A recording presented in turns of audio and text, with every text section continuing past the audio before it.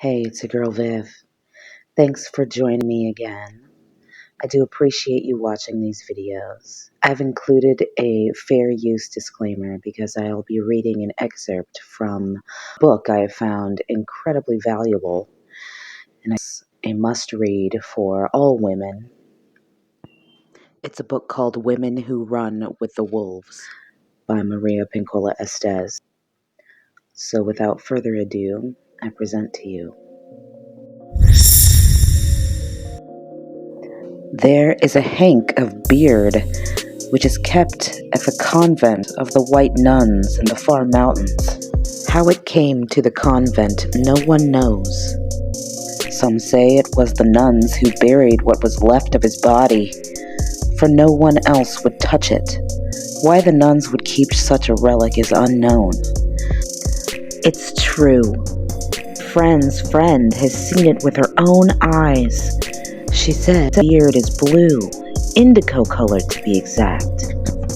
It is as blue as the dark ice in the lake, as blue as the shadow of a hole at night. This beard was once worn by one who they say was a failed magician, a giant man with an eye for women, a man known by the name of Bluebeard. It was said he courted 3 sisters at the same time, but they were frightened of his beard with its odd blue cast, and so they hid when he called. In an effort to convince them of his geniality, he invited them on an outing in the forest. He arrived, leading horses arrayed in bells and crimson ribbons. He set the sisters and their mother upon the horses, and off they cantered into the forest. There they had a most wonderful day riding. Later they stopped beneath a giant tree, and Bluebeard regaled them with stories and fed them dainty treats. The sisters began, well, perhaps this man, Bluebeard, is not so bad after all. And they returned home, all a-chatter about how they had been. And did they not have a good time? Yet the 2 older sisters' suspicions and fears returned, and they vowed to see Bluebeard again. But the youngest sister thought if a man could be charming, then perhaps he was not so bad. She talked to herself, the less awful he seemed, and also the less blue his beard. So when Bluebeard asked her hand in marriage, she accepted. She had given his proposal great thought and felt she was to marry a very elegant man. Marry they did, and after rode off to his castle in the woods.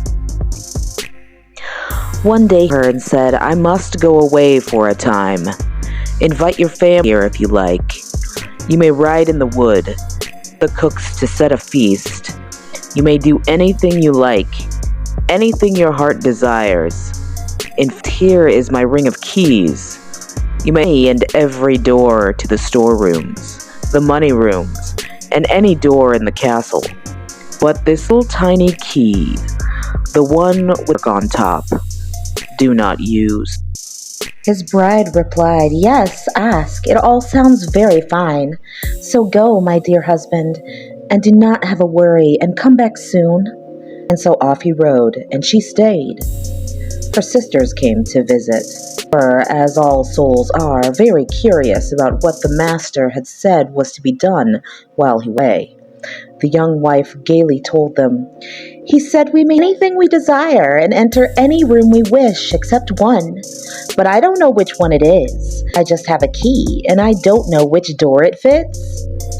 The sisters decided to make a game of finding which key fit which door. The castle was 3 stories high, with 100 doors in each wing, and as there were many keys on the ring, they crept from door to door, having an immensely good time throwing open each door. Behind one door was the kitchen stores, behind another the money stores. All manner of holdings were behind the doors, and everything seemed more wonderful all the time. At last, having seen all these marvels, they came finally to the cellar, and at the end of the corridor, a blank wall. They puzzled over the last key, the one with the little squirrel work on top. Maybe this key doesn't fit in?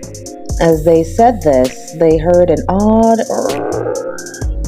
They peeked around the corner, and lo and behold, there was a small door just closing. When they tried to open it again, it was firmly locked. One cried, "Sister, sister, bring your key. Surely this is for that mysterious little key." Without a thought, one of the sisters opened the door and turned it. The lock scolded. The door swung open, but it was so dark inside they could not see. So a candle was lit and held into the room. All three women screamed at once, for in the room was a mire of blood and the blackened bones. Corpses hung about, and skulls were stacked in corners like pyramids of apples. They slammed the door shut, shook the key lock, and leaned against one another, gasping, breaths heaving. "My God, my God." The wife looked down at the key and saw it was stained blood. Horrified, she used the skirt of her gown to wipe it clean, but the blood prevailed. "Oh no!" she cried. Each sister took the tiny key in her hands and tried to make it as it once was, but blood remained. The wife hid the tiny key in her pocket and ran to the cook's kitchen.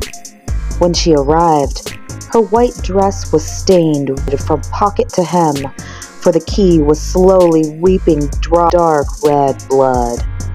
She ordered the cook, "Quick, give me some horsehair." She scoured the key, but it would not stop bleeding. A drop of pure red blood issued from the tiny key. She took the key outdoors, and from the oven she pressed ashes onto it and scrubbed some more. She held it to the heat to sear it. She laid cobweb over it to staunch the flow, but nothing could make the weeping subside. "Oh, what am I to do?" she cried. "I know. I'll put the key away. I'll put it in the wardrobe. I'll close the door. This is a bad. All will be all right." And this she did do. Her husband came home the very next morning, and he strode the castle calling for his wife. "Well, how was it while I was away?" "It was fine, sir." "And how your rooms?" he rumbled. "Very fine, sir." "How are my money rooms?" he growled. "The money rooms are very low, sir." "So everything is good, wife?" "Yes, everything is good." "Well," he whispered, "then you'd best return my keys." Within a glance, he saw a key was missing. "Where's the smallest key?" I lost it. Yes, I lost it. I was out writing and the key ring fell down and I must have lost the key." "What have you done with it, woman?" I don't remember." "Don't lie to me. Tell me what you did with that key." Its hand on her face, as if to caress her cheek, but instead seized her hair. "You infidel," he snarled, and threw her to the floor. "You've been into the room, haven't you?" He threw open her wardrobe, and the little key on the top shelf had bled blood red down all the beautiful silks hanging in there. "Now it's your turn, my lady," he screamed, and dragged her down into the cellar, till they were before the terrible door. Bluebeard merely looked at the door with his fiery eyes, and the door opened before him. There lay the skeletons of all his previous wives. She caught hold of the door frame and would not let go. She pleaded for her, "Please, please allow me to compose myself and prepare for my death. Give me but a quarter hour before you take life, so I may make my peace with God." "All right, you have but a quarter of an hour. But be ready. The wife raced up the stairs to her chamber, posted her sisters on the castle ramparts.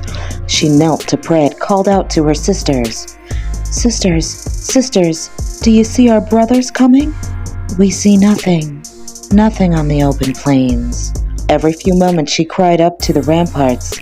Sisters, sisters, see our brothers coming. We see perhaps a dust devil in the distance. Meanwhile, Bluebeard roared for his wife to go to the cellar so he could behead her. Again she called out, Sisters, do you see our brothers coming? Bluebeard shouted for his wife again and began to clomp up the stone steps. Her sisters cried out, Yes, we see them! Our brothers are here! Bluebeard strode down the hall toward his wife's chamber. I am coming to get you, he bellowed. His footfalls were dense. The rockaway came loose. The sand from the mortar poured onto the floor. As Bluebeard lumbered into her chamber, hands outstretched to seize her, her brothers on horseback galloped down the castleway, charged into her room as well. There they routed Bluebeard out onto the parapet. There and then, with swords, they advanced upon him, striking and cutting and whipping, beating Bluebeard down to the ground, killing him at last, and leaving for the buzzards his blood and gristle.